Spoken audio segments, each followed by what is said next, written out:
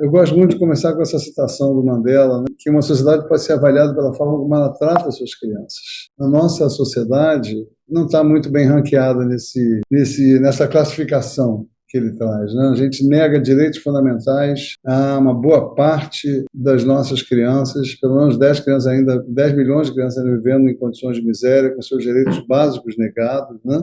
E a gente sabe que não é tão difícil assim nós conseguirmos oferecer esses direitos fundamentais à criança. Políticas públicas simples, né, como, por exemplo, educação parental, cuidado com as mães, moradia, saneamento, renda, transferência de renda. Nós temos todas essas políticas, né? O cuidado em saúde, é claro, a amamentação, vacinação, a atenção básica, o pré-natal, a boa nutrição, o acesso ao alimento saudável, que é tão importante, né, para a saúde humana, o brincar, tão importante na infância, a educação universal, tanto a creche, quanto a educação infantil, quanto a educação fundamental, a proteção contra a violência, o estímulo ao desenvolvimento na família e na sociedade e, claro, o meio ambiente saudável. Tudo isso é importante para esse desenvolvimento da infância. E nós aqui, que estamos aqui mais do que ninguém, sabemos da importância das políticas públicas. A gente, há 2 anos, 3 anos atrás, tinha esse cenário, né, diante de um governo completamente paralisado, que estava, na verdade, destruindo políticas públicas, e nós conseguimos reverter esse cenário em pouquíssimo tempo, em 2 anos e meio, mesmo lutando contra o Congresso, que faz o possível para impedir que o governo trabalhe, né? A gente tinha uma situação muito ruim na vacinação, ainda está ruim, mas estamos conseguindo revertê-la gradualmente. Enfim, políticas públicas funcionam, eu sei que eu não preciso dizer isso para quem está aqui conosco, mas é importante a gente lembrar. Diante dessas realidades novas que a gente está vivendo aí, que o Jair Nilson falou também.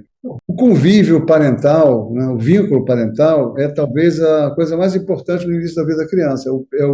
É a pista de decolagem por onde passa todo o resto do desenvolvimento dela. E nós temos um vínculo que está sendo precarizado. Ele é importante tanto para a criança, porque ele é a base do desenvolvimento, quanto para os pais, porque não só traz uma certa confiança, uma capacidade de intimidade com o filho que evita justamente os excessos na educação da criança, quanto também traz a delícia, a fruição, né? Nós temos filhos para quê? Para dar trabalho? Não, para conviver com eles e aproveitarmos dessa mágica que eles trazem de reviver a nossa infância, de brincar, de sorrir, de estar em contato com a doçura e a inocência deles, né? E esse tempo precarizado está levando a perdas importantes no desenvolvimento.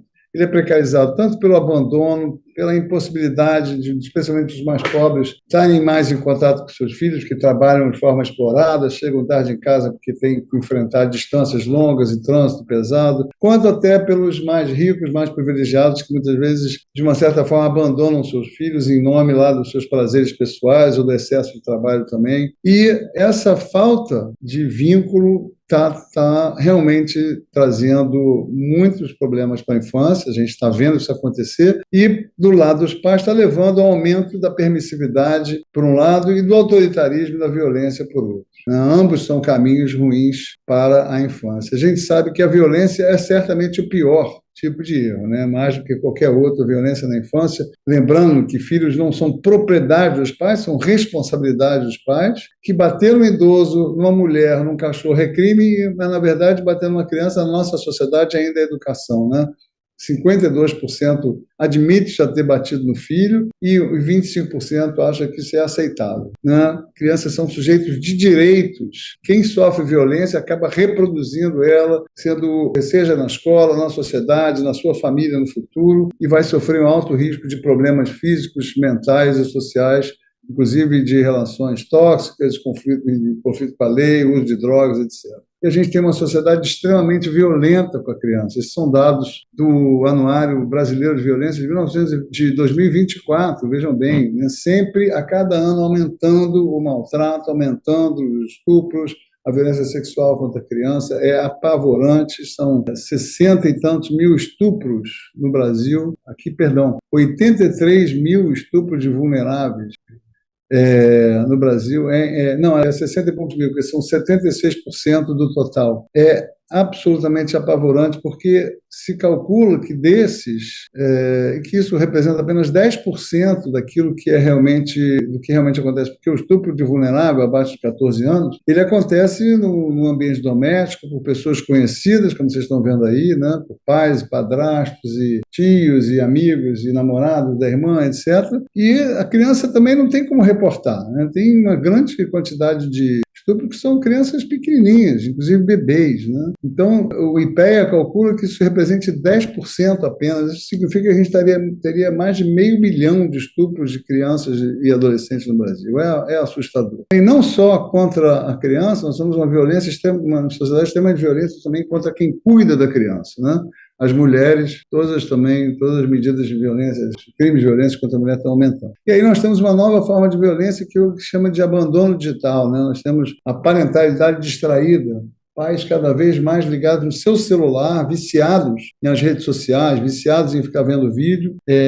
Todo mundo tem direito de ver, de relaxar um pouquinho quando chega em casa, mas esse excesso está levando a uma quebra ainda maior desse vínculo parental. Aí você tem dados de grandes trabalhos que foram feitos, muita interrupção do convívio, comunicação nas refeições caindo. Isso vai levar, obviamente, à privação afetiva, à queda da autoestima, a problemas comportamentais psicológicos e problemas certamente mais graves ainda no futuro, né? Quando a gente tem que fazer esse tipo de campanha para lembrar as pessoas que elas têm um filho em casa. A questão da alimentação no Brasil também muito séria. Não só a gente tem ainda problemas de desnutrição, mas o maior problema atual, na verdade, é a substituição de uma alimentação brasileira tradicional, muito saudável, que a gente está vendo aí na imagem, por uma alimentação extremamente nociva, na base de produtos que, na verdade, não são alimentos, são fórmulas industriais à base de fragmentos de alimentos, adicionados em grande quantidade de sal, açúcar e gorduras nocivas, e muitos aditivos, que a gente chama de cosméticos, que vão transformar esses produtos em, na verdade, causa de adoecimento, né? Existe um consenso hoje que os ultraprocessados, que são esses produtos, estão na base do adoecimento humano, de doenças crônicas. A gente sabe que a doença crônica é responsável por quase 80% do adoecimento humano, da causa de mortalidade no mundo hoje. E esses produtos estão fortemente associados a todas as doenças, inclusive depressão. Mais recentemente surgiram trabalhos mostrando que estão associados à demência precoce, ao Alzheimer, enfim. É muito impressionante assim a destruição que eles estão causando, e são produtos que são feitos para viciar também a criança, especialmente, e o paladar, porque trazem um sabor e um prazer irresistível, bypassam as capacidades orgânicas de saciedade pelo prazer, e dessa forma vão causando obesidade, vão também afastando as crianças dos alimentos mais saudáveis. É uma estratégia clássica da indústria, né? Viciar para que a criança fique apenas vinculada a esse tipo de consumo. Então, ganhando a guerra às custas de propaganda mentirosa, como essas que vocês vão vendo aí, propaganda infantil, na questão das cantinas escolares, mudando a cultura de regiões inteiras, como, por exemplo, na Amazônia. Vocês estão vendo o barco dessa empresa que vai de aldeia em aldeia ribeirinha, na Amazônia, né, trocando a alimentação saudável de aipim e arroz e peixe por produtos extremamente nocivos, né, farinha láctea e Nescau, e também dos desertos nutricionais. A gente sabe que é impressionante quilômetros e quilômetros nas periferias brasileiras, nas áreas mais pobres, onde você não consegue achar um hortifruti, uma vendinha que tenha frutas e legumes. Isso é uma tragédia, porque ninguém que ganha Bolsa Família vai pegar um ônibus para conseguir um alimento, né? Além deles serem mais fáceis, mais baratos, mais acessíveis e muito práticos, né? Então, realmente estão ganhando essa guerra. E a gente sabe que a fórmula hoje, para uma boa alimentação, para uma boa saúde, do ponto de vista nutricional, é essa aí: desembalar menos, descascar mais, né? As cantinas escolares são uma tragédia também. E a gente está vendo um fenômeno aí de obesidade e desnutrição associados no Brasil, vai perpetuando a pobreza, vai causando mais mortalidade infantil. A gente tem feito algumas conquistas, como a advertência, que a gente conseguiu aprovar aí uma luta muito forte do IDEC, especialmente nos rótulos. A reforma tributária, que trouxe uma pequena vitória, que agora vai voltar a ser discutida aqui, a alíquota dos refrigerantes. Nós só conseguimos aprovar a reforma, o imposto seletivo para os refrigerantes, né? A gente tentou com todas as forças aprovar para salgadinhos, para outras bebidas adoçadas, para biscoitos, mas não conseguimos. Congresso não deixou, conseguimos pelo menos taxar a cesta básica, os produtos naturais em zero, apesar de ter sido colocados ali produtos que não são tão naturais assim, mas a gente agora tem que definir a liga e quase não conseguimos porque tem senadores que têm fábrica de refrigerantes que tentaram reverter também, tirar os refrigerantes do imposto seletivo. Enfim, a gente sabe o Congresso que a gente tem, né? E conseguimos também aprovar leis de proibição de alimentos processados em escolas aqui no Rio e Niterói, foi uma grande vitória também, espero que se espalhe para outras cidades e outros estados. Aqui é tanto escola particular quanto privada, inclusive. Um outro problema muito sério, né? A gente está vendo aí o declínio do brincar progressivamente, né? Cada vez menor. O território da criança, que era o bairro, né? Quem está aqui, muitos de nós aqui chegávamos em casa, trocávamos de roupa, ia para a rua, andar de bicicleta, pular amarelinha, jogar bola, conversar, brincar na casa dos amigos. Isso está sumindo das nossas cidades, o território da criança vai encolhendo até se tornar só o quarto dela e até se tornar esse pequeno pedaço de metal que muitas vezes fica na mão dela. Então, essa infância baseada no brincar livre... Ai, que saudades que eu tenho, os meus 12 anos. Que saudade nessa anda por aí, trocando figurinha, matando passarinho, colecionando minhoca, botando, piando peão, fazendo troca, travessia. Que alguns de vocês tenham sorrido aí lembrando da sua infância. Então, nós estamos trocando essa infância por uma infância confinada, super protegida, fragilizada e, claro, ansiosa, com todas as consequências que isso vai ter aí na saúde mental e emocional da criança. E aí a gente chega no desafio mais importante da infância, nesse momento, na contemporaneidade, nesse novo mundo, né, que o Jair Nilson está pintando aí tão bem e que nos últimos 10 anos tem se agudizado muito no Brasil, né? Que é a questão da imersão excessiva nas telas. A primeira coisa que você tem que lembrar, a gente não está falando de afastar as crianças da tecnologia. Ninguém duvida da importância da tecnologia digital, da internet, de todas as conveniências e toda a maravilha que ela trouxe para a ciência, para a informação, enfim, para o progresso da humanidade. Só que ela trouxe também aplicativos extremamente nocivos para todos nós, especialmente para a infância. Então, é desses riscos que a gente quer afastar as crianças. A primeira coisa que a gente tem que entender é que as empresas que são as donas dessas plataformas, aplicativos de redes sociais, como o Instagram, o TikTok e outros menos conhecidos do Brasil, o Discord, o Kawaii, e também de vídeos curtos, como o YouTube, que imitou as redes sociais com seus vídeos curtos chamados Shorts, eles trabalham com um modelo de negócio que é produzir vício e dependência. Da mesma forma que os ultraprocessados, da mesma forma que o tabaco, da mesma forma que o açúcar e outras drogas, eles trabalham para produzir vício e fazem isso investindo bilhões de dólares em neurociência, em programação. São os melhores neurocientistas do mundo que estão ali ganhando fortunas para nos viciar. Tem várias maneiras de fazer isso, eu não vou poder entrar em detalhes, mas é certamente através dos núcleos dopaminérgicos do cérebro, da repetição de ações que a gente é levado a fazer por causa do prazer, e outros mecanismos também, né, as notificações, os likes, os emojis, os comentários, os vídeos curtos que levam a gente a cada vez mais buscar permanecer ali, porque é uma mudança permanente, ao mesmo tempo a gente está no mesmo lugar, mas sempre vendo uma novidadezinha. São vídeos que não têm reflexão, que não dão trabalho, só trazem prazer, ou que engajam pelo ódio, engajam pelas emoções, e que vão radicalizando aos pouquinhos, e cada vez mais a gente vai só vendo aquilo que nos agrada, só vendo aquilo que nos faz querer ver mais, né? Então, isso vai transformando o nosso uso num uso completamente dependente. A gente tem que lembrar, quando a gente está tratando de crianças, não somos nós contra eles, somos nós e eles contra esses gigantes da tecnologia que estão produzindo tanto estrago, né? O Brasil está entre os países que mais usam redes sociais, né? Impressionante, a gente está em segundo lugar nesse momento, e praticamente todas as nossas crianças estão usando smartphones para acessar a internet, sendo que começando cada vez mais cedo, né? 25% já começa na primeira infância, e a média dos adolescentes de uso de celular é altíssima também, várias horas por dia, aí, em torno de 8, 9 horas por dia. E com isso nós estamos fazendo um verdadeiro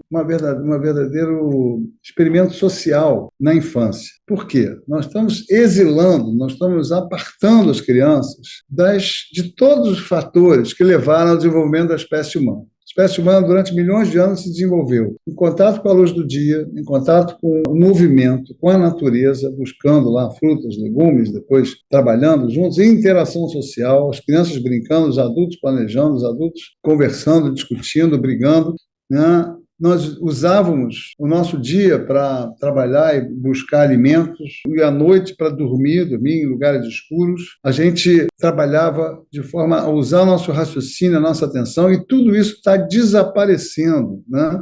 Todos esses elementos que formaram a espécie humana e que tornaram essa espécie predominante no planeta. Então, as crianças estão confinadas em casa, sedentárias, dormindo pouco, com sono interrompido e dormindo muito tarde, sem socialização, e o raciocínio e a atenção, especialmente, muito fragmentada. A atenção da criança completamente treinada para ser destruída, né? Com vídeos curtos, a gente está treinando o nosso cérebro a não conseguir prestar atenção em nada. Tudo que é um pouco mais longo, mais complexo, ser insuportavelmente tedioso, difícil, e a gente se afasta disso, até a leitura, inclusive. É difícil você hoje encontrar um adolescente que leia um livro. E o brincar criativo também, né, que deixa de existir a partir do momento que a gente oferece a tela, a televisão, o celular para a criança, ela deixa de brincar, seja com outros amigos, seja consigo mesmo, e com isso vai também desaparecendo um elemento na infância, que é a essência da infância, que é o que traz mais bem-estar e que traz também habilidades fundamentais para a vida, que é o brincar.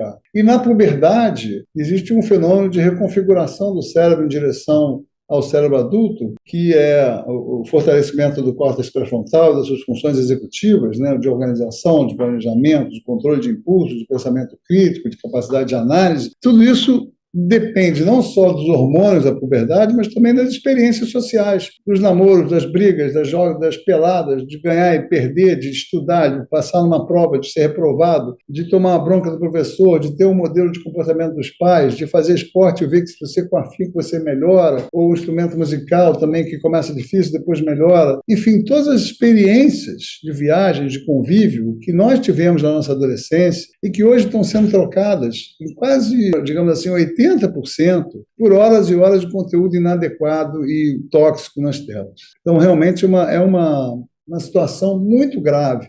A gente tem que entender que está afetando crianças do mundo inteiro de forma maciça. É um experimento social sem precedentes, muito recente, que tem 10 anos de existência, né? Começou a se disseminar mesmo na infância e adolescência em 2015, e os resultados iniciais são muito ruins, né? A longo prazo talvez fiquem piores. E quem é que faz questão de criar os filhos sem tela? Exatamente os executivos do Vale do Silício que criam essas plataformas, porque eles sabem os danos que isso vai causar, né? Desde a primeira infância, crianças que passam mais de 1 hora por dia na tela com 1 ano, têm graves atrasos de desenvolvimento, né? Então a gente se pergunta se a gente está construindo uma geração de crianças com deficiência por causas ambientais, não por causas genéticas, né? Tem um francês chamado Michel Desmourget que mostra no livro que o QI médio das gerações, que estava aumentando há mais de 50 anos, hoje está começando a diminuir. Nos últimos 5 anos vem diminuindo. E aqui os danos, um resumo, os danos que as telas vêm causando à infância, né? Desde problemas físicos, como miopia, sedentarismo, obesidade, fraqueza, problemas de aprendizagem muito sérios. A gente vê que as notas do PISA estão caindo, vocês vão ver um gráfico já já. A atenção, incapacidade de prestar atenção, que é uma das coisas mais... É uma habilidade humana fundamental que está também desaparecendo. Prejuízo da memória, prejuízos também comportamentais, hiperatividade, está associado ao TDAH. Existe uma associação, quanto mais tempo de tela, mais hiperatividade, mais distração, o imediatismo, a desistência, a incapacidade de se concentrar, o fim da leitura, que é tão importante para o desenvolvimento humano, o isolamento social e aí os danos trazidos pelo conteúdo, né? Existem os danos trazidos pela falta de vivência no mundo real e os danos trazidos pelo conteúdo que eles estão entrando em contato nas telas, né? Como consumismo, o uso de produtos perigosos como vape, jogos de azar também viciam, os desafios perigosos que já mataram 56 adolescentes e crianças no Brasil, a perda do sono, que é fundamental para reter todos os aprendizados na infância e na adolescência, os meninos sofrendo com influências que estão transformando esses meninos em misóginos, o machismo, né? Acabou de sair uma pesquisa de uma moça na Inglaterra que pesquisa O machismo hoje está mais comum na infância, na juventude, do que entre os idosos, entre as gerações mais velhas, que era sempre o que se via. O vício em pornografia também gravíssimo, né? Crianças sendo introduzidos a uma sexualidade violenta, humilhante, objetificante da mulher aos 10, 12 anos. O vício em jogos também, que é impressionante, né? Já tem, inclusive, uma entrada do DSM-5, que é a dependência de jogos. A violência extrema, que é disseminada entre os meninos, o bullying, o individualismo, a seita-cul, e as meninas sofrendo com as comparações ascendentes com influências de ostentação, com as suas próprias amigas, com as suas vidinhas editadas para se parecerem maravilhosas no Instagram, a idolatria da magreza, os tratamentos perigosos que elas se submetem, vômitos provocados, remédios, diuréticos, crianças de 5 anos que querem fazer skincare para ir para a escola, para serem bonitas, né? Já valorizando a beleza e não simplesmente a natureza da infância, e isso levando a transtornos de imagem, transtornos alimentares, além de que as meninas também são mais submetidas aos assédios, aos golpes, à extorsão e à escravização sexual, que acontecem muito nas redes sociais. Antigamente era Deep Web, agora está em todas as redes, inclusive o Discord, que é a mais perigosa de todas, né? Aumentou muito o comércio de imagens de pedofilia, explodiu no Discord e no Instagram, as redes de pedofilia se fortaleceram. O crime, basicamente, se mudou para as redes sociais. É muito mais fácil ser um predador ou um golpista na internet hoje do que na pracinha ou no mercado, né? E também os riscos ideológicos aí que estão tão ligados ao que o Jair Nilson estava nos falando, né? As fake news, a gente igualou fatos e mentiras, a gente igualou cientistas a blogueiros, né? Isso levando ao negacionismo climático, vacinal, científico, as doutrinas extremistas que estão ameaçando a democracia, o fortalecimento da extrema-direita, que é quem sabe usar as redes de forma mais inteligente, mais estratégica, desde o Steve Bannon, né? Como o Jair Nilson nos contou, com a Cambridge Analytica, mas a coisa se desenvolveu muito agora. Hoje em dia nós temos uma cortina de blogueiros e youtubers de extrema-direita muito hábil e que sabe manipular a opinião pública e que levam essas pessoas, esses candidatos a eleições, a vitória nas eleições, levando à ameaça à nossa democracia. E também aos transtornos graves de saúde mental e emocional na infância e na adolescência, que estão aumentando todos eles: ansiedade, pânico, automutilação, depressão, inclusive o suicídio. Aqui a imagem de testes, as notas do PISA caindo, que aumentaram durante 50 anos, caindo desde 2012, vertiginosamente, né? O isolamento social também demonstrado aí pelo gráfico. E no Brasil, a ansiedade, vejam bem que interessante que ela começa a aumentar muito em 2016, 2017.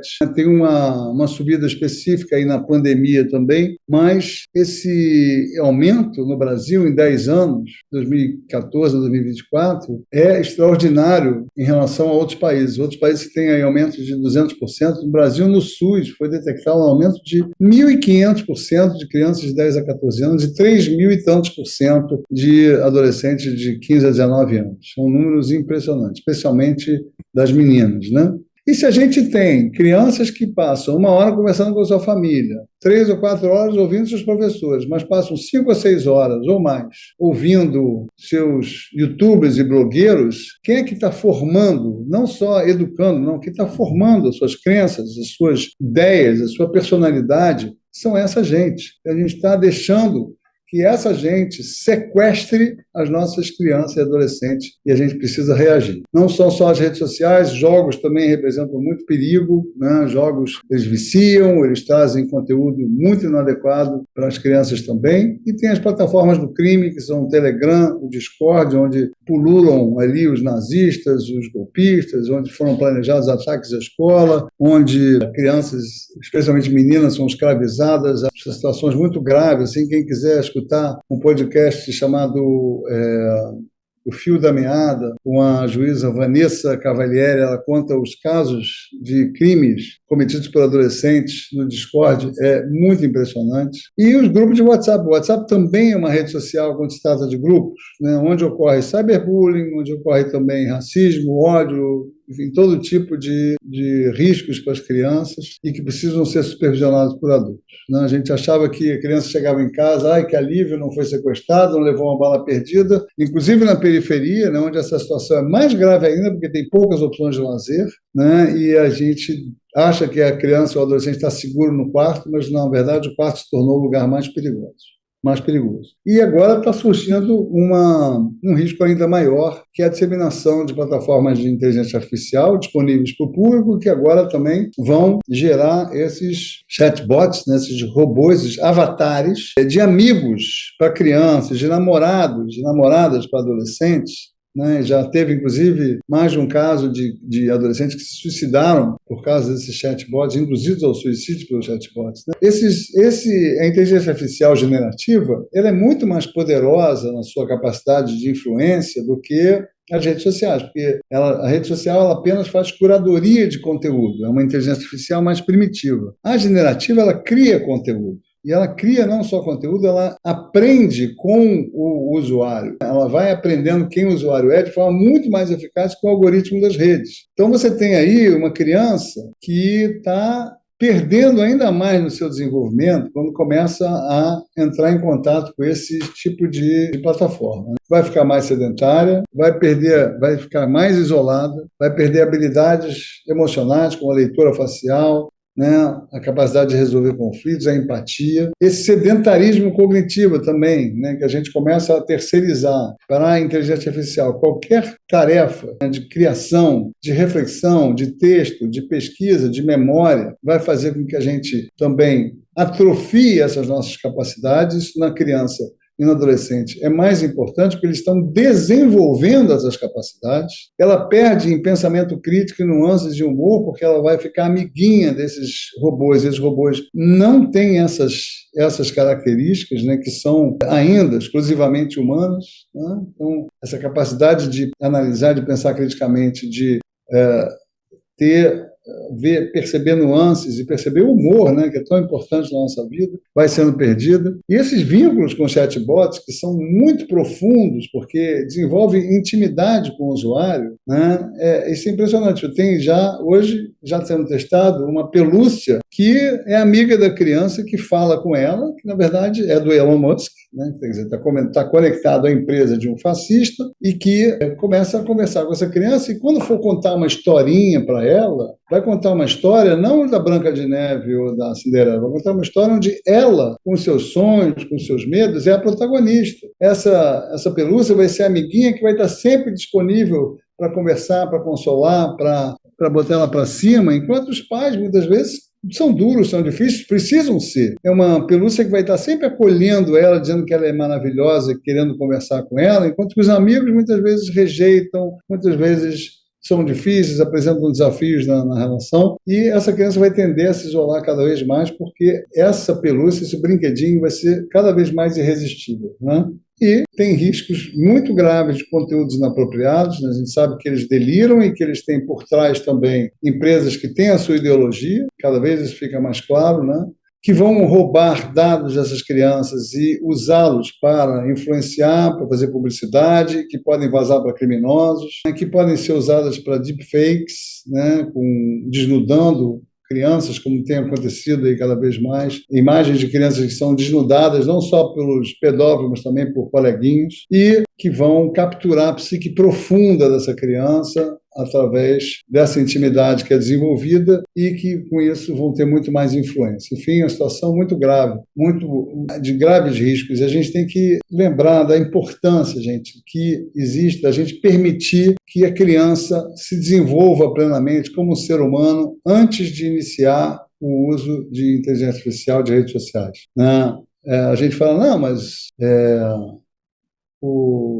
a inteligência artificial vai ser o mundo dele, está aí para sempre, não vai mudar. Pois é, o álcool está aí para sempre, o cigarro está aí para sempre, o sexo está aí para sempre. Isso não quer dizer que a gente deva permitir que a criança entre em contato com esses elementos antes de se desenvolver, né? Antes ela ter maturidade para poder lidar com essas questões, né? A criança é um ser em desenvolvimento, a gente tem que lembrar disso. Então, nós estamos aí protegendo demais nossos filhos no mundo real, com medo desse mundo real e deixando eles desprotegidos no lugar mais perigoso da atualidade, que é o mundo digital. Existe também essa questão da adultização, seja porque trabalham com 9, 10 anos, seja porque viram consumistas, querem redes sociais aos 10 anos, estão sendo erotizados, estão sendo vinculados à hipervalorização da beleza, do dinheiro, né, querendo ser influências, né? Tem uma frase que eu gosto muito que diz que a medicina pode prolongar a nossa vida em 10 ou 20 anos, mas vão ser 10 ou 20 anos de velhice. A infância continua durante 12 anos e é lá que mora a beleza, a aventura e a semente de uma vida melhor no futuro. Então, nós temos aí crianças submetidas a um sem número de situações opressivas.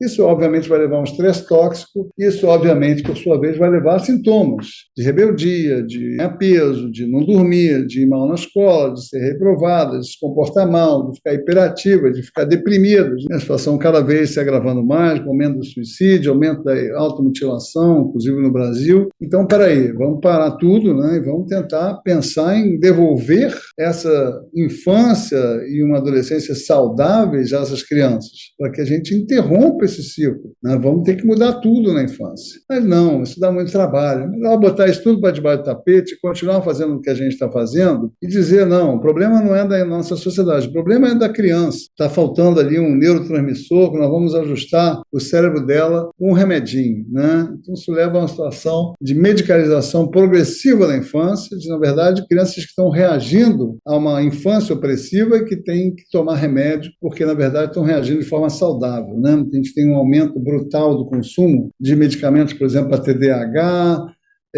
um aumento também do número de crianças que tomam vários medicamentos psiquiátricos, né? Medicamentos que, inclusive, transformam a anatomia do cérebro a longo prazo, né? Não é que alguns não precisem, muitos realmente tem uma estatística que aproximadamente 5% das crianças podem ter TDAH, mas o que a gente está vendo é a massificação do diagnóstico, é a facilidade do diagnóstico, é a banalização do diagnóstico, é a banalização do tratamento, né? Especialmente TDAH e também do autismo.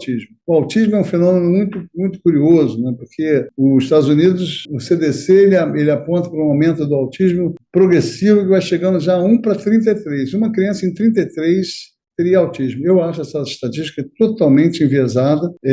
Não só eu, né? Pesquisas na Europa mostram números completamente diferentes, 1 para 800, 1 para 400. E você tem aí esse fenômeno, que é o complexo industrial do autismo e também do TDAH, né?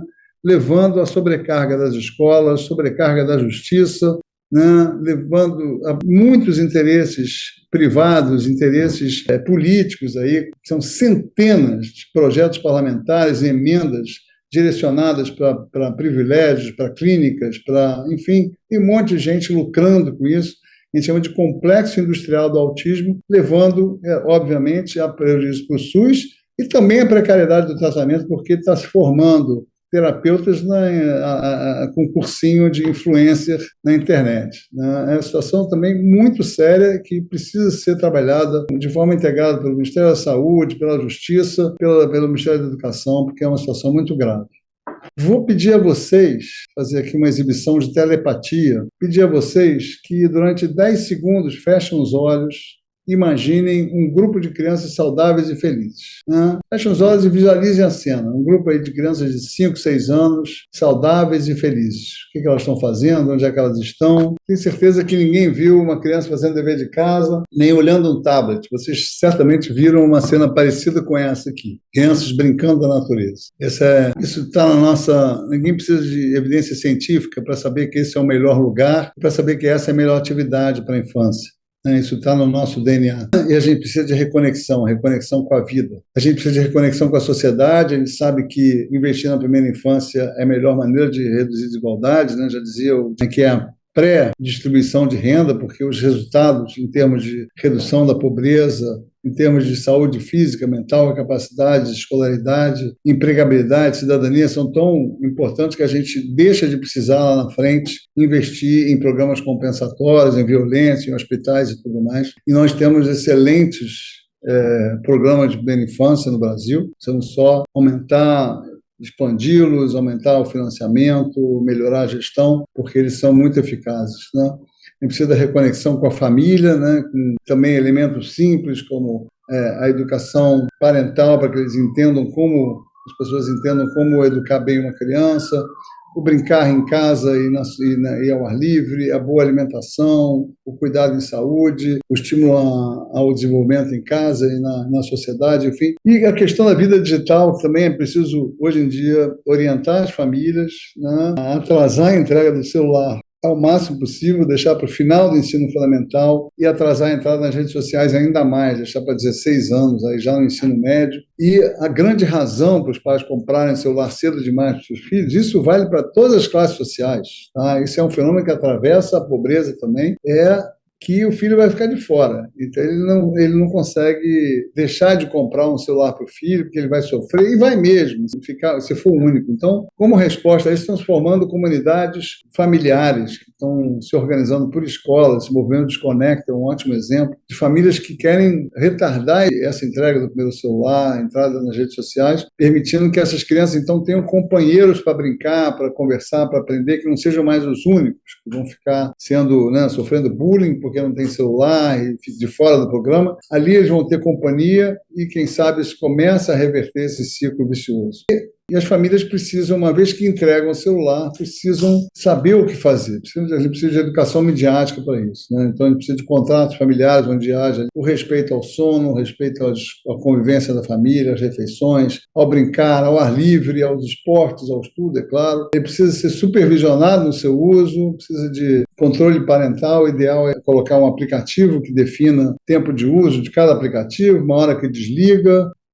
Isso também reduz até o conflito, né? Porque os adolescentes estão viciados. E também que a gente supervisione, que a gente sente do lado desse adolescente e assista com ele o que ele está recebendo de vídeo e assista os jogos que ele está jogando ali, para ajudá-lo a entender os riscos, mostrar o que está acontecendo ali em termos de ideologia, de ódio, de publicidade oculta. As meninas, ajudá-las a superar essa questão da comparação e também alertar para os golpes. Enfim, precisa ajudar eles a desenvolver um pensamento crítico para fazer um uso mais adequado desses aplicativos, uma vez que eles estão lá. E o mais eficaz de tudo, é claro, para tirar as crianças e adolescentes da tela, é levá-lo para fora, levá-lo para brincar, para a natureza, para o esporte, para a convivência com os amigos, para brincar na casa dos amigos, que seja, né, do videogame, enfim, da gente ter também essa possibilidade para as famílias de baixa renda, que estão sempre mais isoladas, que não têm áreas adequadas perto de casas de lazer.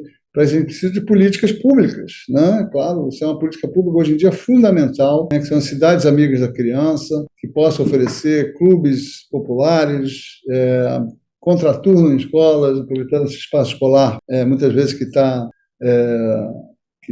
desativado, para fazer essa possibilidade de acolher essas crianças para brincarem e jogarem bola enquanto os pais estão trabalhando. Enfim, a gente precisa realmente pensar nisso. Isso é uma política que vai ter confluência e vai ter convergência com várias outras. Felizmente, nós conseguimos aprovar a proibição do celular nas escolas em tempo recorde, né? Foi muito rápido. A gente começou aqui no Rio, eu fui pioneiro nessa luta com o secretário de Saúde e de Educação aqui do Rio, trabalhando com ele. Primeiro eles proibiram na sala de aula, depois eu ajudei eles a entenderem a importância de proibir no recreio também, porque o recreio é a grande, digamos assim, o reduto do brincar hoje em dia. A criança não brinca mais na rua, não brinca mais em casa. Então, na escola, ela consegue hoje em dia brincar, que a escola hoje é a pausa desse mundo digital e uma oportunidade, a chance de viver no mundo real e ter relações de verdade, brincar e se movimentar. E isso tem tido resultados espetaculares nos relatos dos professores, inclusive nos relatos da família. E, claro, a escola precisa, sim, trabalhar a questão da internet, mas para fazer educação digital. O celular pode até ser usado em algumas situações, em algumas ocasiões, mas para ajudar justamente esses jovens a fazerem o uso mais adequado dos aplicativos.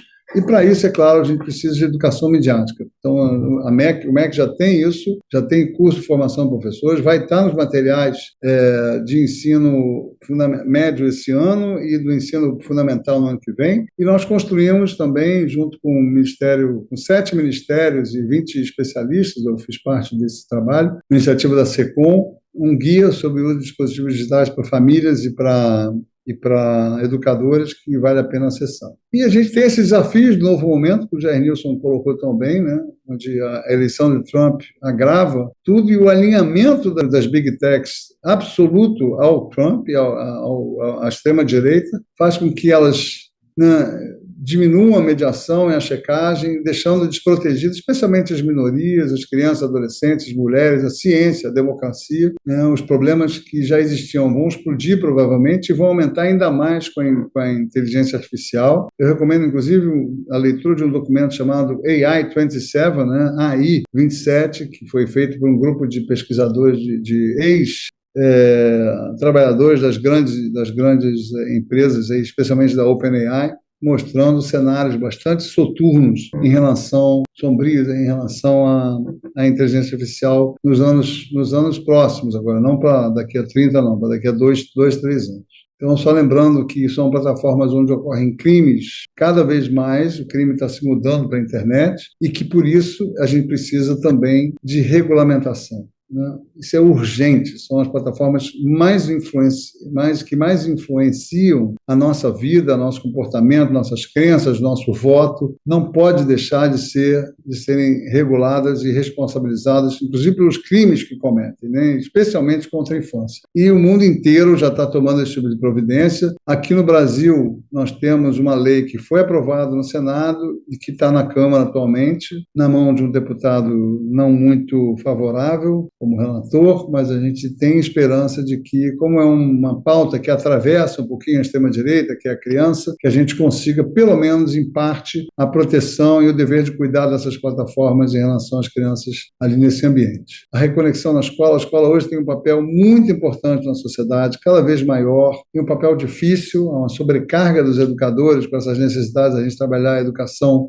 antirracista, ambiental, nutricional, digital, midiática, né? Educação para paz, educação socioemocional, mas isso tudo pode ser integrado ao currículo. O bullying é um fenômeno também que cada vez mais se dissemina, que está causando muitos estragos na infância e que a escola tem que trabalhar, porque isso ocorre especialmente no âmbito escolar. A reconexão com a cultura e, finalmente, a reconexão com a natureza, que também é tão importante, porque traz inúmeros benefícios para as crianças, né? Benefícios do ponto de vista físico, mental, incríveis habilidades, combate os maiores problemas da infância, traz bem-estar emocional, espiritual, afasta das telas. É o melhor antídoto para as telas que existe e que não só beneficia as crianças, mas especialmente beneficia toda a sociedade, né? Você simplesmente arborizar um bairro reduz a poluição e o calor, né? Traz biodiversidade, mitiga as ondas de calor, mitiga as enchentes, porque o solo permeável, o solo de terra, ele absorve as árvores, as copas das árvores retardam